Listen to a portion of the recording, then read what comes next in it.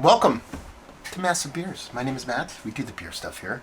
One of our favorite beer stuffs, old beer. A little bit of Bruery up in this piece in the form of their 2017, I believe it's their 8th anniversary.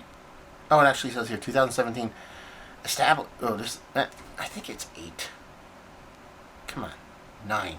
Math is hard. 9th anniversary beer. It's their Saule. Saule. We're gonna call it Saule. This is part of their anniversary series. They're going to explain what it is on the back, but for the quickness, it's basically an English style barley wine / old ale that they do Solera-esque kind of method. It's not really Solera method, but Solera method barrel aging on this to where they brew this beer, but then blend it with the blends of all the older anniversary beers. So yeah, I've loved these. I think Boys might have been my favorite, but I've been trying a bit to rip this one. This comes off a shelf of the place that typically has these. It was $30 off a shelf. I think it was $35 when it originally got released. $5 savings for me. What do we have? It's a low ABV beer by their standards, 16.1%. Contains alcohol. I don't know if you knew that.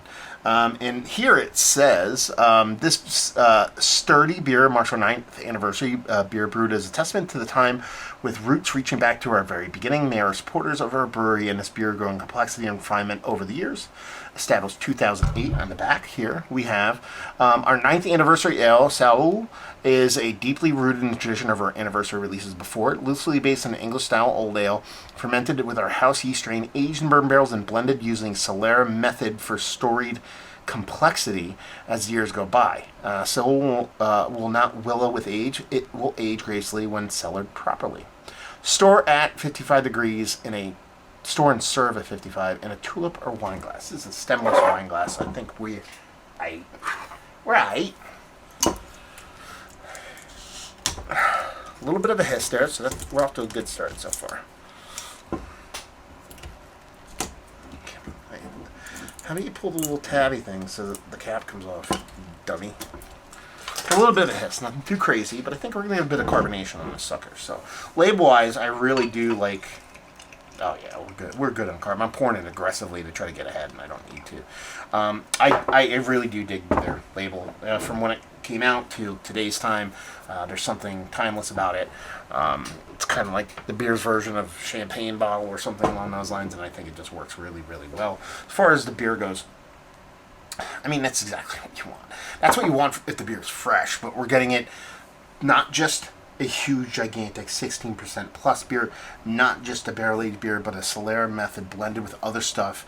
Carbonation's on point. Patrick Roux is one of the OG Cicerone, master Cicerones, so he kind of knows what he's doing when it comes to these things, so definitely looks the part. I've gotten some flat ones from the brewery, but their anniversary ones have almost always exclusively been on spot. Give it a little bit of a whirl, beer comes back, nice and malted, malt ball colored head.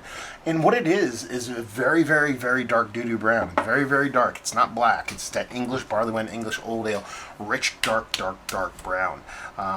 It probably, hopefully that comes off on camera, but it's definitely the case. The nose.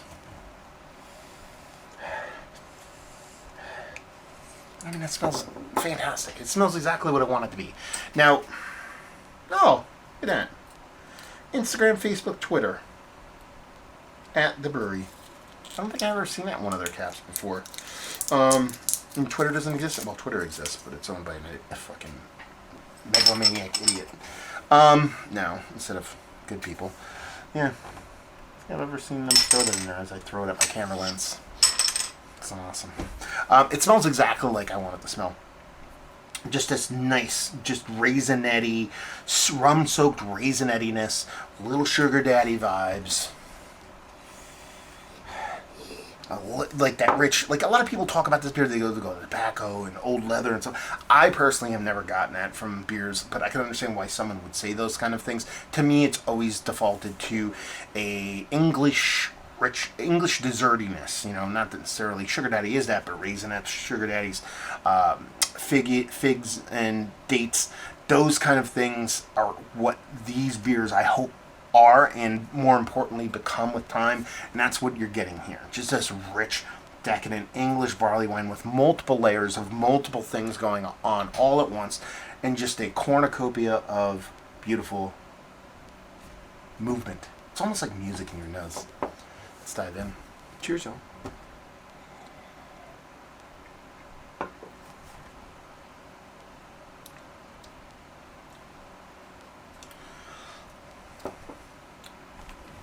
That's delicious. That's delicious.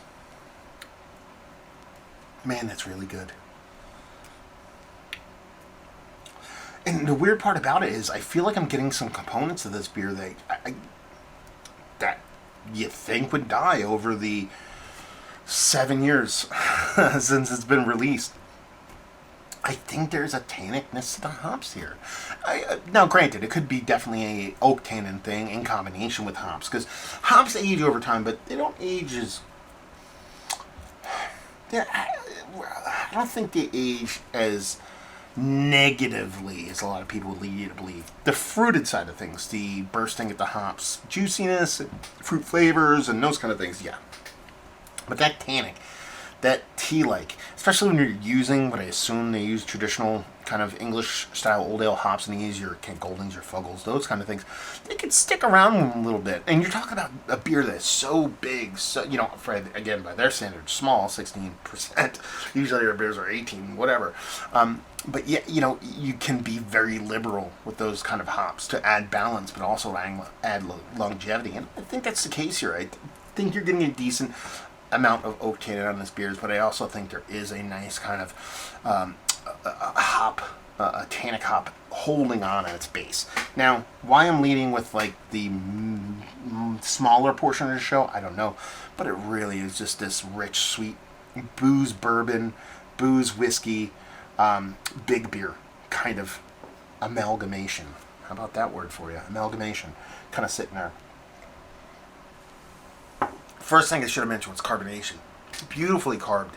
For this kind of beer, how old it is, how big it is, this way it was prepared, to have this level of carbonation on it is just masterclass stuff. Like ultra masterclass stuff. Then you get to just the beer portion of the show. And we're talking about... Let's talk about beer in barrel. Because I think that's they're one and the same at this point, so they deserve to be talked about that way. The way this beer, how stringy and thick this beer is for an English style old ale, to be as decadent without being overtly or overly cloyingly sweet at this ABV level. Again, masterclass stuff. When you combine it with the whiskey barrel, the spirit barrel here, and the Solera portion of the show, which probably adds a little bit of that mustard, and by mustard I mean a little bit more of that kind of sugar daddy raisinettiness that kind of helps age that beer. It is just a beautiful combination that, like I alluded to right before this little portion of the show, it's one and the same. That's what you want these beers to do. You want these beers ultimately, and by these beers I mean ageable beers. There's a lot going on in this beer. I wouldn't call this a long haul ager. At its ABV level, it's probably a little bit better off than others. I'm usually more of a core 4 bottle condition long haul ager person, but the ultimate goal for these beers is to have this really kind of hair on fire electric personality to it that I don't think can be that cohesive without barrel aging originally, but again, time.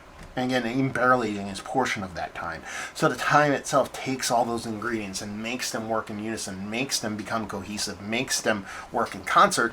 And that's exactly what you have going on here. This beautiful, boisterous, volumetric, rich malt-forward beer that has this copious amounts of tannic-like, old-school kind of hoppiness that has just been blended and married with this barrel that again has the third portion of the show of that Solera method thrown in there, and then you add that fourth section of this concerto or whatever that is just this age. That has it made this beer better? I can't tell you that. I know I've had this beer relatively fresh. Let's put it that way. I know I've had it relatively fresh. How old was it when I first had it? I don't know. I didn't review it. I can't go back to that note. I didn't untap it or anything like that. But is it a better beer? I could see this being a tastier version of it, of what it was when it originally came out. I could see it being as equally enjoyable, but just different. Different in the best way possible. I don't know, but I dig it. I think it comes off beautifully well, and it just shows you what age can do for a beer. Even some of these multiple part moving beers that can tend to go sideways but don't, and when they're aged properly, like this says on the bottle, when it's aged properly and it's not been beaten up, you end up something beautiful like this, and that's a beautiful, beautiful thing. It's so goddamn good. Easy drinking too, 16%. Who would have thunk it? So yeah, toffee, figgy, caramel, raisinette, sugar daddy on a nice, I would say more whiskey than bourbon kind of spirit character. A decent amount of tannic tea-like hops and oakiness in there to help balance off a bit of that sweetness. And then you have that nice kind of barrel charger, and really talk about it that as that layer, that little bit of coconut, that little bit of vanilla, not bursting at the seams, but definitely there. So you get the barrel portion, sure. You get the spirit, you get the beer, you get all the bits and pieces, showing in a beautiful way. I am a fan. Let's put it that way. Is this one of the better barrel-aged beers I've had as late? Yes. Mount Rushmore status?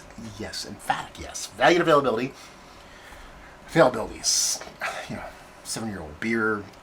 I think this is sold general public. It had these. This crinkly foil. I think when it got to the crinkly foil stage, that's when they started to become more readily available. Actually, do they say it on here? No. I think if you go to their website, they'll actually tell you how they sold it. Oh, you have a date code on here. Okay. Oh. No. 3/28/17 is when it was actually bottled, so that's fun. It's 3:30. It's almost exactly to the day. How weird is that? Lost my train of thought. You're not gonna be able to find it probably, but I can. I can tell you a place that has a couple of these on the shelf. So you want to know in Jersey, but value $30 for this. I have no problems.